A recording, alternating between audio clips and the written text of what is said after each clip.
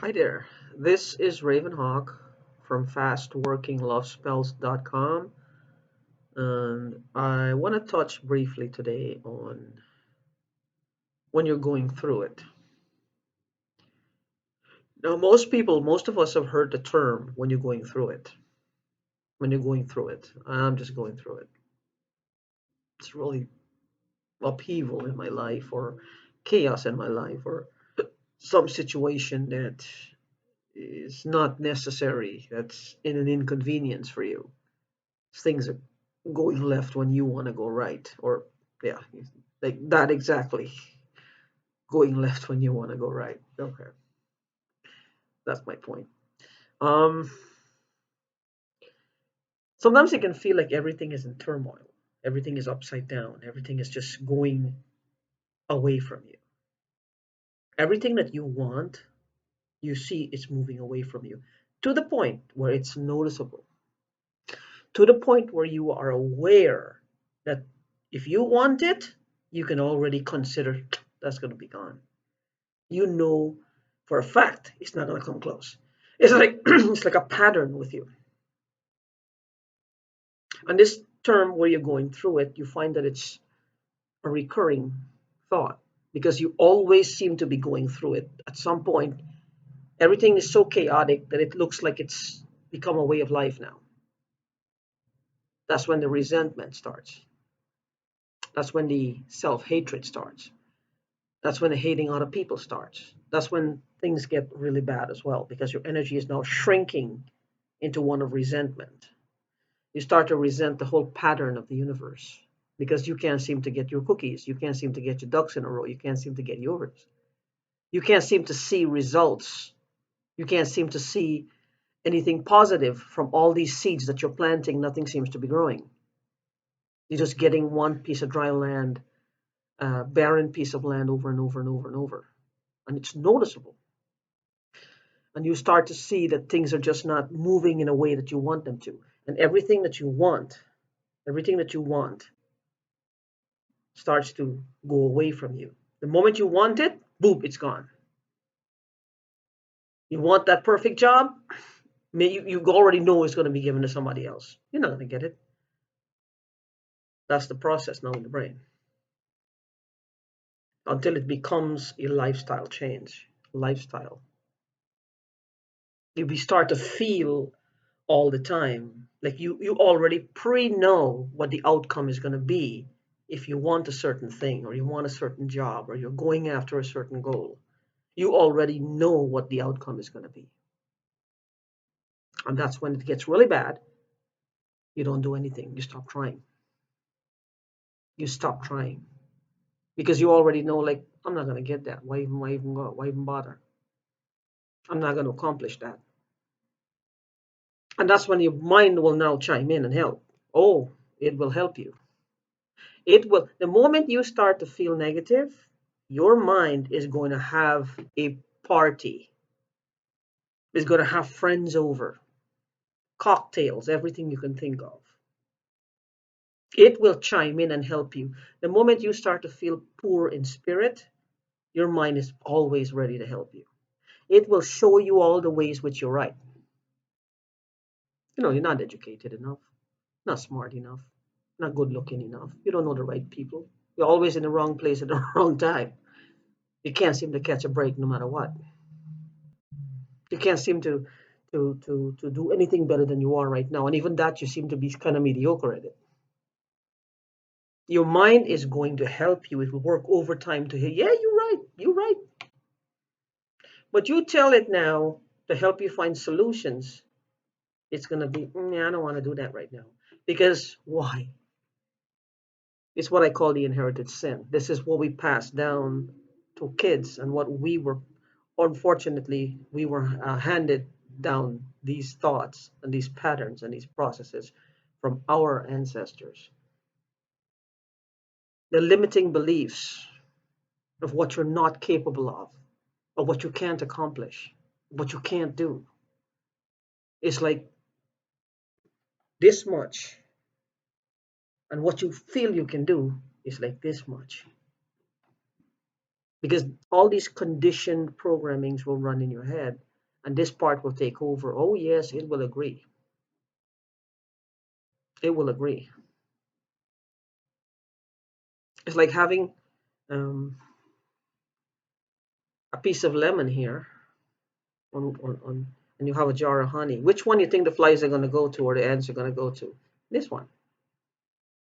This piece of lemon will, not, or even if let's say it's a smaller amount of honey, this one will draw more than this one because there's a lot of negativities, a lot of patterns just folded into each other like a tangled mess. And that's when that negative part becomes a way of life. And then this getting back to we're going through it. You find that you're going through it more than once. You find that you're going through it more often. You find that you're going through it. Your life becomes a perpetual going through it in a way. And it's hard. And that's when we lose faith, we lose hope, we lose every single thing, and we hit rock bottom within ourselves. And then we have to pick ourselves back up from the ground. It's not your fault. It wasn't our ancestors' faults either. They didn't know. They didn't know. If they had only known how it would affect us negatively, hopefully they wouldn't have handed it down so readily. They would have watched what they said. They would have watched the way they acted. They would have watched the way how they conducted themselves as an example to us to show us we can be, do, or have anything. Now, when we're going through it, as they say, the best thing to do is to keep going, don't stop. And they're right. They're right for two purposes. It's either you know that you're going to get through and you're reaching towards that goal, because if you stop there, what are you going? What's the plan if you stop there? You're going through a tunnel in the dark. You don't know where you are. You're lost. You have no food, no water. You know you came from this direction. You're walking. What do you do? Do you stop there or do you keep walking? You know there's nothing behind. What do you do? If you stop here, there's nothing. There's no water. There's no food. You're in the dark still. The best thing to do is to keep walking. That's the equivalent to what I think of going through it. But mostly it's an inside job. It's an internal job. And this is where a lot of depression takes place, a lot of anxiety, a lot of nervous breakdown, a lot of chaotic internal turmoil will start to emerge from these patterns. Now, if you find that you're going through it too many times and you see that there's a pattern, you can see clearly the patterns to the point where you know if you want this thing, you know that it's going to go to somebody else. You know it's not going to come to you. You know that somebody else is going to get it. Somebody will get the job. Somebody will get the placement. Somebody will get the money. You know it's not going to happen for you. And that belief will sink in there and you start to cast a spell on yourself. That is called a spell because that's a buildup of concentrated energy of you telling yourself and convincing yourself you can't do it, you can't have it, you can't be it.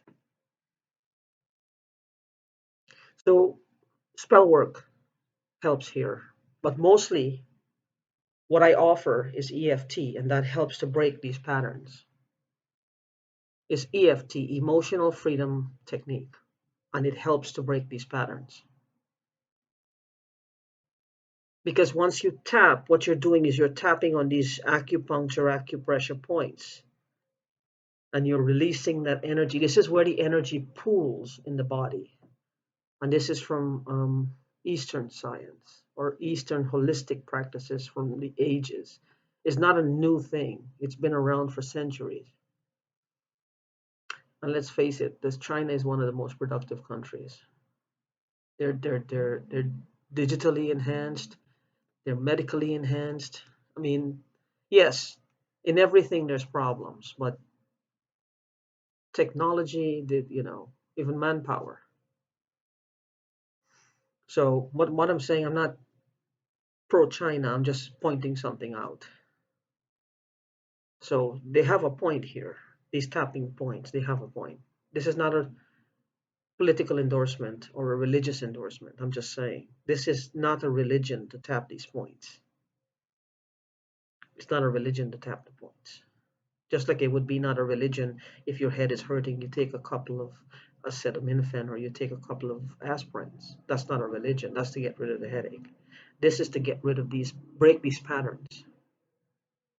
And spell work helps. It's healing spells are great for these things to help break patterns.